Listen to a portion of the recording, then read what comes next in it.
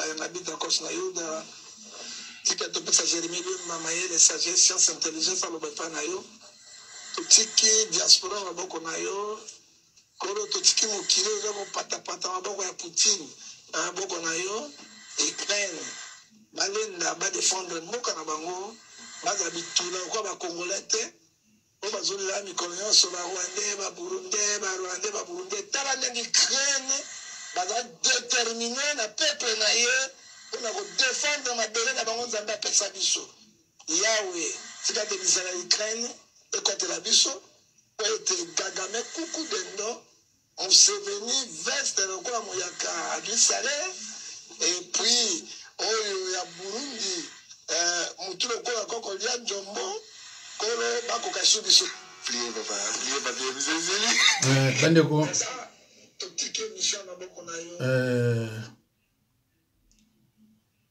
Bolandi prière ya mutu babengaka musala na Nzambe. Bandeko azoyoka soni te na média. Il se dit être prophète. Bandeko nanga oyo asali prière wana ngefa aza na kati ya prière na ye kofinga, alors que la prière d'un enfant de Dieu doit impérativement être accompagnée par des paroles d'amour. Mosali ya Nzambe oyo ya sali eza paye mutu akosala yango, mais mutu babengi mosali na Nzambe te. Azoleka pe na ba média pour na koloba ke je suis prophète. Aza pe na église o pa ibatu bakendeke kosambela po babongwama. Alors ye qui se déclare être responsable de l'église na média bomoni prière ngefa azosala. C'est pour cela bandeko nanga soko yebi liloba ba venturier net bangefa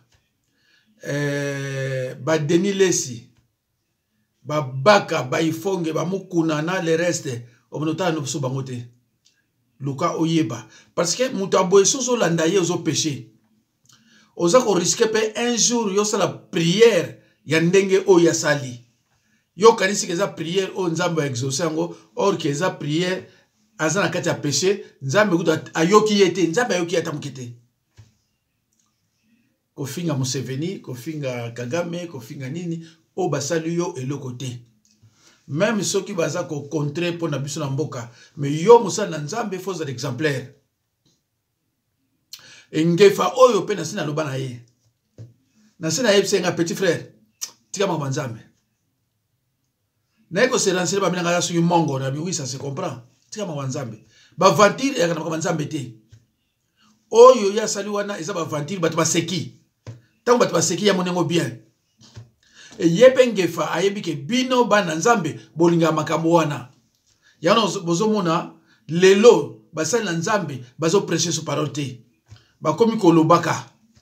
Parce que bayebi ke bino bolingi ndengo wana. Or Jésus-Christ alobi bien.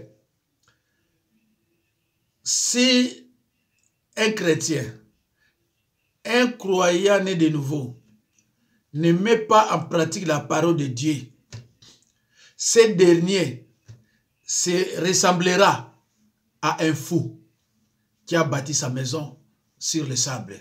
Matthieu 7, 27. Je répète, qui a bâti sa maison sur le sable. Alors, mon frère, devine un peu les conséquences. Kotonganda sur le roc, c'est vraiment coûté. Et c'est un bon belé, mais en assurance. Devant le vent impétueux, bambonge, pluie et parce que cette maison est fondée sur les rocs. Mais une maison bâtie sur le sable, alors quand je vois ba peuple de Dieu ba na nzambe foi na bango eza sundenge ezalaka te. Pourquoi? Pour makambo yo ya balkanisation ya mboka na biso. Nga mosu na fandi epesa nga pasi. Ndenge pe na mona nga lemso na ngefa rarement na makambo wana. Mais makambo na tem to kotinda osala ba vantina ba nzambe. Makambo nzambe sa on va vantir te parce que ça milimo ya bato. Jésus Christ a dit, Pierre, si tu m'aimes, paie mes brebis. Discipline, il faut que la cas, l'ecclésia. Mais ceux qui ont déjà aux désordre, Dieu n'est pas un Dieu de désordre. On ne se moque pas de Dieu. C'est une interdiction divine. Oh, on se moque de Dieu. Alors, Ndeko, nous l'examinons sous un aventurier de mauvais goût, un sataniste. Botalaina. Ah, c'est quand même la vin Ludovic Biard. Et Zamenangai anglais, part of the c'est de Roi Manitou Ranch LB. Allez, loco. Loga mwana mboka. Mwana mboka, sale logo, tu voto mela, mtoka debani. Tala vena bisa solo ya ngulu.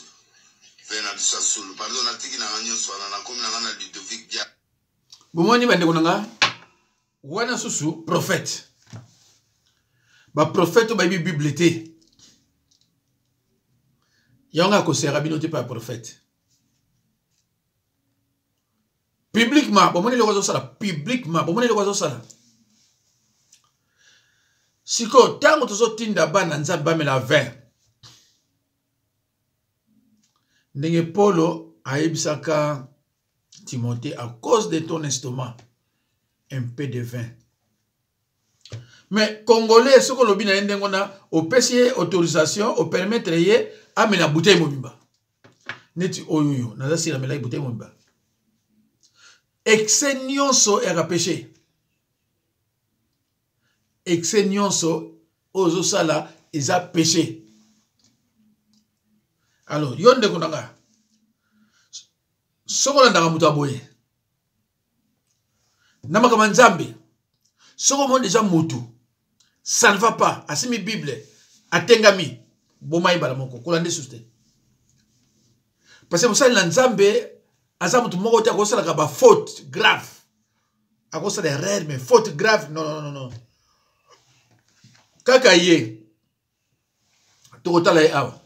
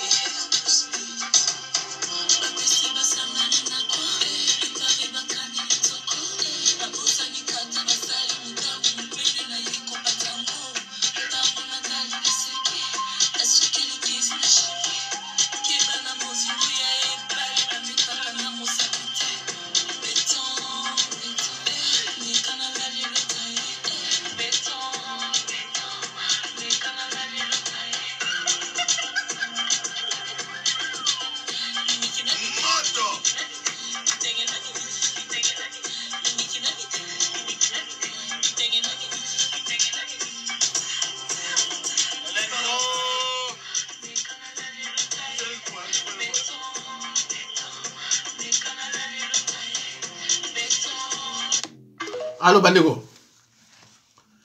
Un prophète à qui na boîte a sengi ba filmer ye ba legisango na média.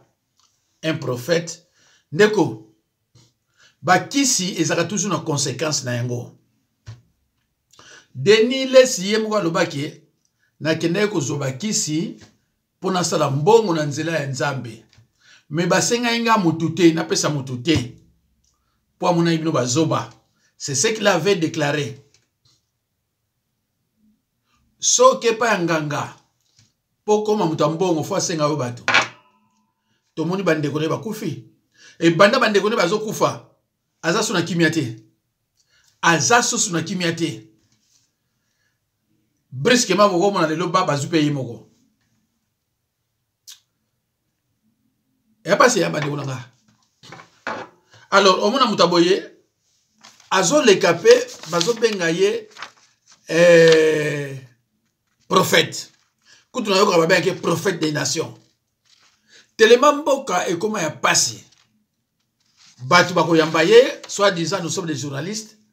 Babengi, nous avons dit que yé à Sekisaka. Alors, Bamakamezanga Tina.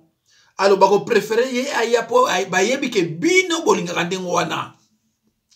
Tala son attiré le matin, il y a bien. Combien de personnes vont au yango?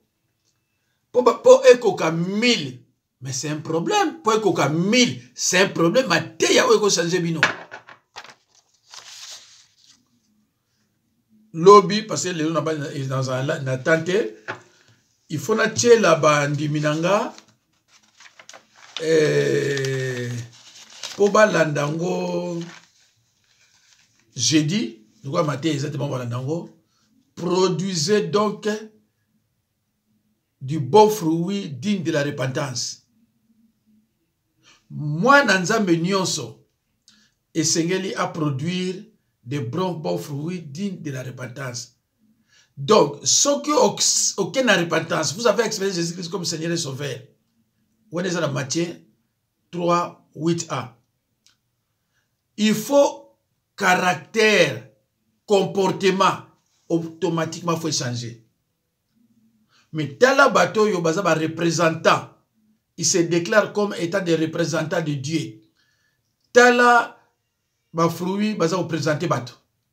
Changement zate, Mousso a une boîte, azo binazu, moi c'est moi le bonibanda, va filmer et puis lobby, ils appellent ba ignorant, au moins au benga, Denis Lessi, abonne de la panaye.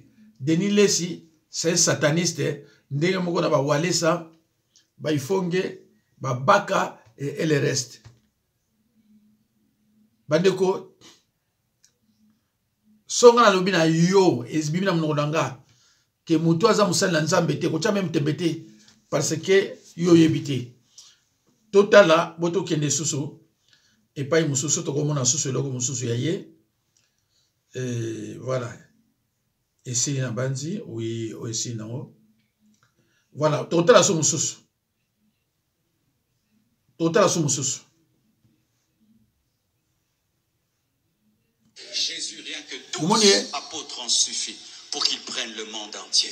Soyez la qualité, ne soyez pas la quantité. Ne soyez jamais la foule, soyez l'exception dans la foule. Ne soyez jamais la foule, sois l'exception dans la foule. Sois l'exception dans la foule, sois la femme à la perte de sang dans la foule. Tu n'es pas comme tout le monde. Toi, tu viens avec une vision. Toi, tu viens avec un rêve. Toi, tu viens avec un but. Alors, Ndeko, c'est bon. Bon, mon infantile, Moussous. Ayebi bino ke bolingaka boye. Aventurio ya te yakate albinos. Les injurités, c'était un albinos. Oui, mais ya yakate. Alors, ce moment, il a dit abandikolo, beti maboko. Mais pona azwa vraiment Bible, parce qu'il n'a pas vraiment le temps de la Bible à cause de mission ya albinos. Ayebi ndenge bino bolingaka akoloba tango sisa aseki akenaye bapesi mbongo. Naza ndeko moko abenga ngabi papa to check ya moi $5,000 na biso na valise biso na madame mutoyo faux pasteur oyo akekuna kina so asu séminaire so nini moi c'est ndeko na 5,000 nyoso ko pesa mpana ye na ibsie moi sinon azu 5,000 wana ko pesa ye ezaki na volonté na yete. Eza biloko baza na yango ebimisa bino bambongo. Biso mutu omona pesa na 300 omona pesa na 500 omona mbo ebele. Mais yeso ko pesa 500. Azomona ngo pesa le logote. Azomona sa le logote. Bango fo pesa ba 5,000 ba 7,000 ba 10,000 bazoka ngo bakoma na mbongo. Bango na boss oso ki bossa. Parce que baza ne loko oyo ba bengane esprit de python. Serpent oyo nde aza kwa tambo boke osambila na ye olanda basene pa na ye okoti na alliance wana jour okosala ke po pese mbongo soko zu 1,000 euros on a ye na ko pese 1,000 euros te d'abord ala taka bien ana voiture kitoko ndako kitoko mwasi ya pembe ateyete biloko nyonso wana ekoti na kati ya mutu O bandi ko luka bongo belé 4000 5000 pour opesi. Tango opesa yango, yekuta yebi no yote. Atia ngo pe kate. Parce que ayebi yote, atia ngo kate. Ayebi ke opesi yango na volonté na yete. Na volonté na yote. Opesi yango parce que loko na yewana bimisi yango. Mais c'est tout comme document sous bengisi na poto. Yozo yeba ki na bengisi parce que mais non. Yebi ke obengisi na poto parce que et loko na ye mute sali yo e avute yo obengisa ye. Yango no mona ta ko ya mo reconnaître les athées. Il faut que effort que c'est important. Il faut que tu dans Matthieu 7, 25 à 27. Non.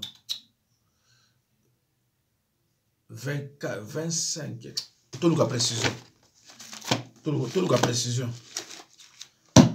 Matthieu 7. Et sur la 7.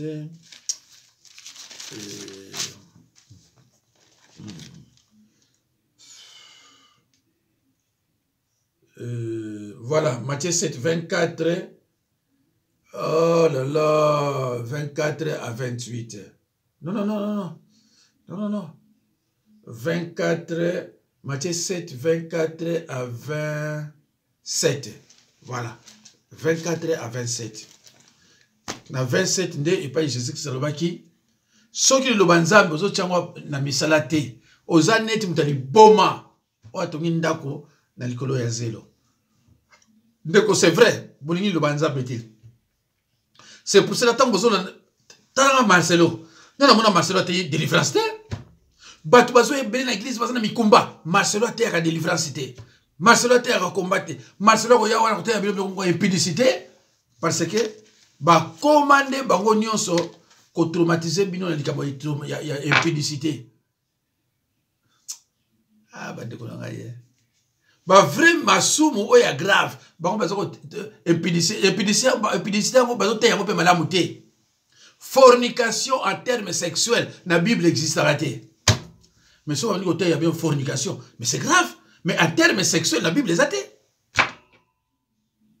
Quand on dit fornication, mais on va côté sexualité. La définition moukili, la Bible était. Définition moukili, c'est moukili. Les loyaux, ceux qui moi c'est mobile, moi si, ana mbongo na ye, azu moi si mususu, a on a monde va bien encore tromper. Bible bien encore tromper. Voilà.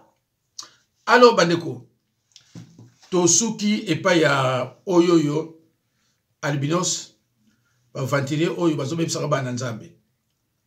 Alors, Nazali Susu na voici l'homme. Ah, voici l'homme, apesi mawa. Voici l'homme a parlé pour un cadeau. Alors, bibo sur un cadeau, cadeau ya mabe, cadeau comme ça, cadeau comme ça. Oui, c'est vrai. Mais, il faut expliquer en gros. Comme ça, la cour biblique est passée. Ba cadeau, faut oye banani azo pesa yango. Mais c'est difficile, faut oye ba cadeau oyo, ils ont pas un dokito pas mutamalam. C'est difficile. Alors, Bible, faut pas, Bible, ça de prendre les présents. Mais oui, c'est vrai. Mais si quoi yo moté, vous trouvez banani expliquer en gros. Moi, par exemple, j'ai une cousine. Surtout de parfum. Cela veut dire qu'il y a le binayo, il y a intimité. Moi, c'est notre ramba langa. Mais nga cousine nanga assomi langa ni parfum. Aza marié. Dans mon cousine, petite nièce, assomi langa parfum, pesinga bien. Parfum en boyo yo. On y a parfait, parfum en boyo. Et contredire ce que Makamo Yalobi. Et contredire Makamo Yalobi. Voilà. Nous avons pas d'ensemble belé. On a passé on a parlé batinelinga. Il va parler n'ingwanate.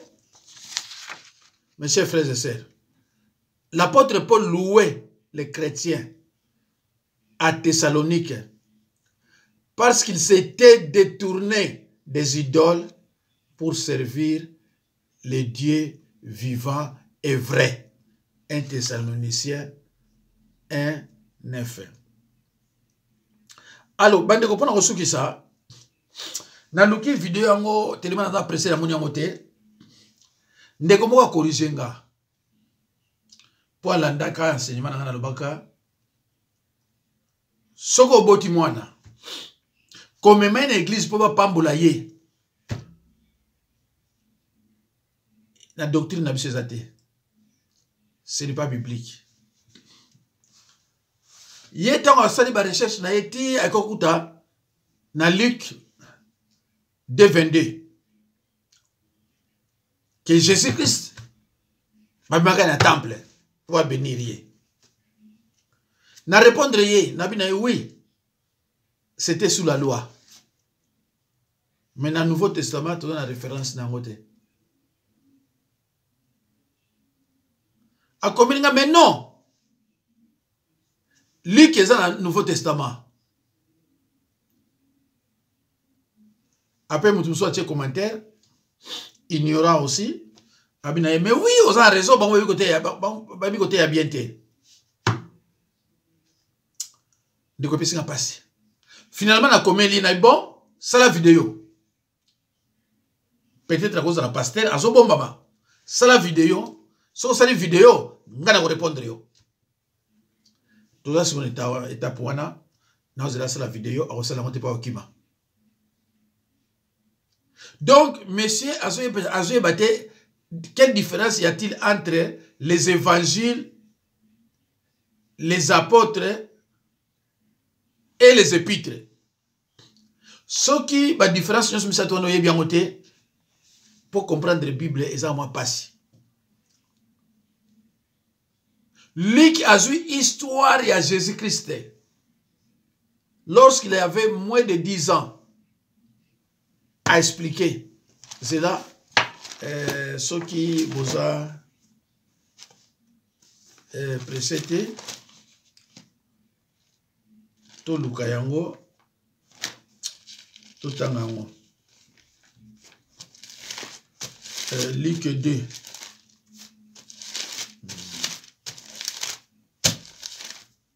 Tout en grand moi. Luc 2, 22. Bon, vous avez 22. Oh, ça c'est quoi ça? Oh, oh, ligne. Voilà, Luc 2, tout en 22. Vous avez 22. Et quand les jours de leur purification furent accomplis, selon la loi de Moïse, Joseph et Marie les portèrent à Jérusalem pour les présenter au Seigneur. Suivant ce qui est écrit dans la loi du Seigneur, tout mâle premier-né sera consacré au Seigneur. Et pour offrir en sacrifice des tourterelles ou des jeunes pigeons, comme cela est prescrit dans la loi du Seigneur. 5. Et voici, il y avait à Jérusalem un homme appelé Siméon. Cet homme était juste et pieux. Il attendait la consolation d'Israël et l'Esprit Saint était avec lui. 26. Il avait été divinement averti par le Saint-Esprit qui ne mourrait point avant d'avoir vu le Christ du Seigneur. Ce moment, il faut pour la lunette. 27. Il vint au temple, poussé par l'Esprit, petit enfant Jésus, pour accomplir à son égard ce qu'on ordonnait la loi. Il est reçu dans ses bras, bénit Dieu, et il dit, maintenant Seigneur, tu laisses ton serviteur s'en aller en paix, selon ta parole. Ndeko, Jésus-Christ est né sous la loi. Tant que nous sommes dans le temple, il faut qu'on respecte la loi de Moïse. En tant que bébé, les parents ne respectent pas. Si il y a un exemple, on a que non, l'église faut qu'on même non. Jésus et les apôtres savaient que Satan n'a pas azo bongisa ba serviteur de Dieu na ye. Oyo akotinda bango pona misala. Siko yo zui bébé na yo, na te yango, ozu siko bébé na yo. L'enfant est béni dès le ventre de sa mère. Abotami, ole bino bon de la bino mbali merci pa nzambe, non, bino boke na ye pa ya pasteur. Pasteur yango azamuta misala. Ok na ye neti pa ya Bostra par exemple. Achaye loboko. Ah mais dido makamno sali wana. Na pesi un exemple. Ifonge abondela kapona mama moko mariage moko wa chaba maboko inane libale kufi. Muto maboko boy nani comme na Patrice Soki Mosoko. Abondeli pona mama misamu. Deux mois sur maman na kufi. Faut faire très attention. Moi nabino nzamba pamboli abotami bien. Siko tango yozo kende na église. Parce que lelo yo basala nzamba bandoki ya basataniste baleki belé par rapport na biso. Tango yo kende kuna oyebite tango amona le royaume de l'ennemi est fondé sur le principe de la compétition. Amoni itola mwana yo ba pan. Atiki le biloko mabe. Bokenanda bo voni certain temps moi naza soubienté. Croyez que moi na mili mona na famille na bino toni non et pas yo me maki l'église. OK, n'est pas ba onani. Ba walesa, ba mukuna, ba mbiye, tout ça sont des satanistes. Okobe psa moi na yo moko. C'est pour ça na te yaka yango. Verset biblique moko ezali te dans des églises primitives. Mutoazu mwana na ye abotami akene pas apôtre ba bénir ye ba tie le boko. Verset wana Bible ezate. Soki pasteur no azana ngo loba ngai. Verset ezate. Verset ezate. Na sieste testament na verset moko oyo Anne a consacré Samuel na Nzambe. Et c'était pas l'église aussi. Verset na Bible ezate. Lelo yo bat ba ko prêcher makambo oyo eza na Bible te bango ba déformer yango omona mlongo ba mama bazuki na banda bango po pambola bango bako no pambola mona na saini hein c'est tout comme le mariage religieux ba para ba pamboli bino boke na civil ba sala enregistrement bino boke sous l'église ba pambola bino ba chabino sous le boko na Bible ezate donc makambo ebele oyo eza na Bible te ba sataniste ba sali tout. Tous on est exemple. Jésus-Christ basal na ye. Bagi na basité. Basal na basité. Jésus-Christ c'est rien musal na mwasi. Sauf Pierre. Mais sous on a indeni, il fallait moi sur la kufa, peut-être la seule. Mais lelo oyo ba sataniste ba ye ngako tuna bala, na sana mwasi, ngako tuna bala. Ba pasteur oyo pamba on so uru ba bali. Sikoyo délivrer ba na Nzambe et comme problème. Mutu moi na Nzambe oyo confie makambo na ye, oyebisa mpa moi sina yo. Pourquoi? Ba pasteur nous soit commencer na ba nini ya mitema. Ba opération mitema pona azaki na mwasi. Et voilà. Donc besoin na makabo ya Bible te, mais ngana na makabo oyo eza na kati ya Bible na chanjaka te. Alo bande kunanga Yasuka. Bino bobengaki baka na ifonge basali na Nzambe. Bobengaki bango basali na Nzambe. Lelo bazawapi. Lelo bazawapi. Baka na zone ba fote belé. Ifonge pareil. Pona nini bana Nzambe oyebi batu wana bayebi bino. Ifonge tango ya biba kosa bino na dimi. Loba na ye ate ya dim akote yango te. Azo po amona nga mpa nanga naza kote yango ba longo nanga ba video yango ye azu yango mais akote yango te. So bina ifonge yakote ya dim. Na kozoe même ba 10 à 15 fautes hein. So bo bina ifonge yakote ya dim. Na kozoe na ba 10 à 15 fautes parce que akokangote. Akokangote abana lobaka omoni ba kosa bino dim ba lobi boy. Oui ba yebi bino ke bolinga ndengo wana. Baka aina Kinshasa azolela na télévision que aza orphelin tata mwiba azolela aza orphelin de père azosenga bilamba basala yeboy ba bise mais yo yebi français lo baka aza évangéliste ko lo ba pasteur lo ba évangéliste baka ba nchama kelele bato bani ko benga ye abondela pona bango mais c'est grave mukomsolo ki ochama makele namona boy atei mateya les armes spirituelles. Na bitika na landa osusu. T'as même toi ça va tirer. Ba armes spirituelles ça 6 ya 7. 7 années, il a fait prière. Depuis que prière, il sera armé.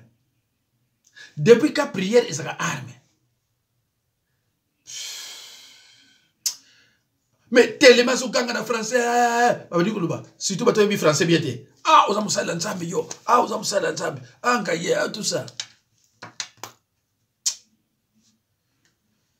Bakenda, banda bayoka ke ngana zo corriger bango. Soko sali faute grave. Na koya penza na vidéo na yo na kombo na yo na talisi population. O ko ndimandimi, o ko ndimate ya fani. Na ko talisa. Ndenge mutu moko yo sala ba fantira soki mbuku. Un certain beaucoup prophète. Car surtout un prophète, c'est grave. Beaucoup. Combien de fautes on a soyé? Bostra. Combien de fautes? Mais, cause à la fanaticité, c'est que j'ai toujours dit à mes fidèles. Ne soyez pas mes fanatiques. Soyez plutôt les fanatiques de la parole de Dieu. Je prêche bien, mais cause de la fanatique n'a pas été. C'est la fanatique. Alors, bateau bazana wa faute ya ndengona yeba ki bazana nzambe te. Lukula za nzambe te ako délivrer te. Na yebisa bino te bateau yo Belgique yo ba komo na bona elbo ki manga. Ba nani. Ba bosele bango, ba bosela banani na. Mais ako ko délivrer te. Soki a délivrer yo yeba ke ozana rechite. Obligatoire parce que ça nzambe te. Bateau ya kate. Ba ko lia yo te. Ba ko sala obo te. Et ils savent que bino boninga ndengwana bakolia yote okende poto ndokeza droit na yote malédiction za pana yote tala ba parole on va prêcher mutu liloba nzambe que awa Bible lobi kotonga mutu za interdit Bible lobi na monde spirituel il y a des royaumes de Dieu na ya nzambe royaume nzambe na ya Satan et il y a biso et ça amour. Et il y a Satan à haine. Vous devez comprendre. Et pas n'abisso vérité à lui. Pas Satan à mensonge. Souvent une famille na yo. Mutu oya lo bami mensonge. Alingami barankini, surtout barankini. Kotonga. Et ça déjà signe sorcellerie. Et ça déjà signe sorcellerie. Alors bandeko na tikibino na linyaki na tia na sala oyo Jésus-Christ eut recours à plusieurs méthodes de guérison, vin, huile et tel. Pasteur moko atilisaka vena huile ba sataniste va télémilier. Mais le groupe a pas de bien te moi c'est défendre la laïcité alors que c'est biblique. Alors na pesa kiango bandimina mikolo uto leka c'était jeudi non c'était le combien le 11/4 2024.